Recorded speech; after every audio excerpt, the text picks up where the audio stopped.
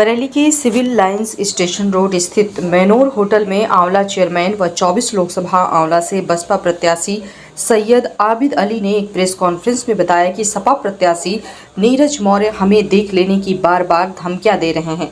अगर सपा प्रत्याशी नीरज मौर्य पर चुनाव आयोग या प्रशासन कोई कार्रवाई नहीं करता है तो कहीं न कहीं ये धमकियां घातक साबित हो सकती हैं। बसपा प्रत्याशी ने कहा, सपा प्रत्याशी व भाजपा प्रत्याशी दोनों से ही जान का खतरा है, जल्द से जल्द कोई सख्त कार्रवाई की जाए।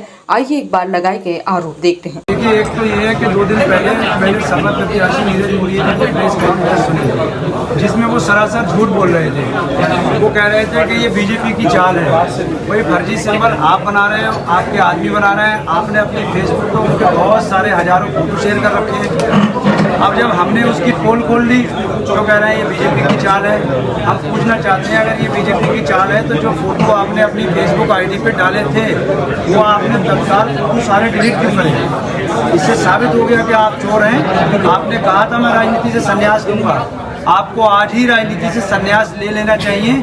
और अगर आप संन्यास नहीं लोगे तो मैंने निर्वाचन आयोग भारत सरकार को लिख दिया है कि आपके चुनाव लड़ने पर रोक लगाई जाए, बैन लगाई जाए कि जो व्यक्ति निर्वाचन आयोग के साथ फोर्जरी 420 पेपरों में ऑन पेपर कर सकता है तो उसको जमहूरियत में चुनाव लड़ने का भी अधिकार नहीं होना चाहिए।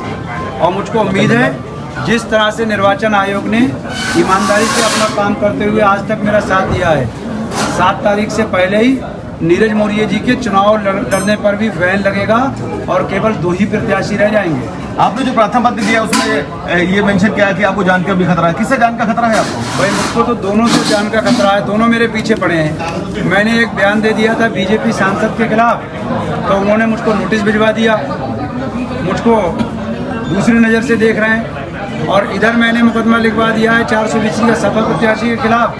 तो ये भी प्रदेश के, इनकी भी छवि अच्छी नहीं है। कभी ये बसपा में जाते हैं, कभी बीजेपी में जाते हैं, अब सपा में आ गए। अगर हम भी ये हमें बीजेपी का कहते हैं, नीरज मौर्य जी अपने गिरहमान में झांक के देखो, 1 साल और 6 महीने पहले तक तुम खुद बीजेपी में थे। फेसबुक आईडी पे तुम्हारी सारी बीजेपी की पोस्टें पड़ी हैं, तुम्हारे विजिटिंग कार्ड बीजेपी के थे। और आंवला लोकसभा की जनता, खास तौर से मेरे दलित और मुस्लिम समाज के भाइयों, जलालाबाद पास में ही है, फ़ोन करके मालूम कर लो। नीरज मौर्य जी 1 साल पहले तक भारतीय जनता पार्टी में थे। 2022 के चुनाव में भारतीय जनता पार्टी छोड़ के आए हैं। तो चाहे बीजेपी को वोट दे दो, चाहे नीरज मौर्य जी को वोट दे दो, एक ही जगह जाएगा। मैं तुम्हारे बीच का हूँ, तुम्हारे लोकल का हूँ, बीएसपी से चुनाव लड़ रहा हूँ। मैं इन दोनों के खिलाफ हूँ और ये दोनों लोग मेरी जान के पीछे पड़े हैं। मुझे और मेरे परिवार की शायद ये हत्या भी करवा दें। इसलिए मैंने वरिष्ठ एक बात और कही है कि आपकी भी अच्छी जान पहचान है सत्यवीर से, जिन्होंने फर्जी पर्चा दाखिल किया, तो इसमें क्या सच्चाई है? अगर मेरी जान पहचान है तो ना तो मैं वहाँ जलालाबाद का रहने वाला हूँ, और मेरी फेसबुक आईडी पे बता दें, मेरे आंवला का फोटो बता दें, सीसीटीवी कैमरे निकाल लें।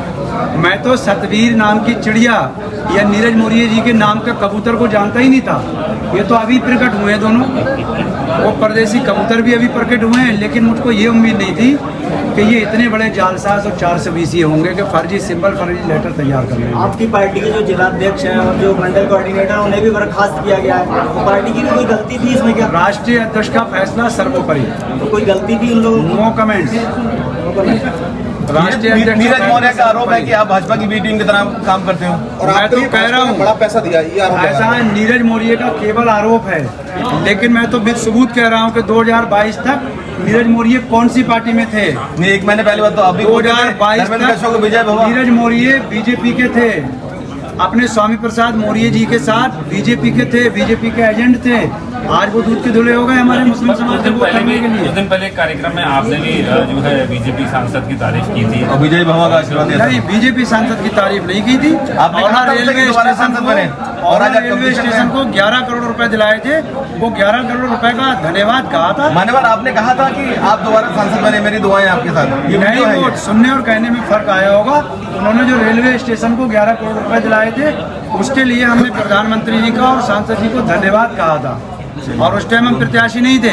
आज वही सांसद जिनको हमने धन्यवाद करा था आज वही हमारे पीछे पड़े हैं, नीरज मौर्य हमारे पीछे पड़े हैं। ये औला लोकसभा की जनता को समझना पड़ेगा। जब तक आप भी समाजवादी पार्टी में थे।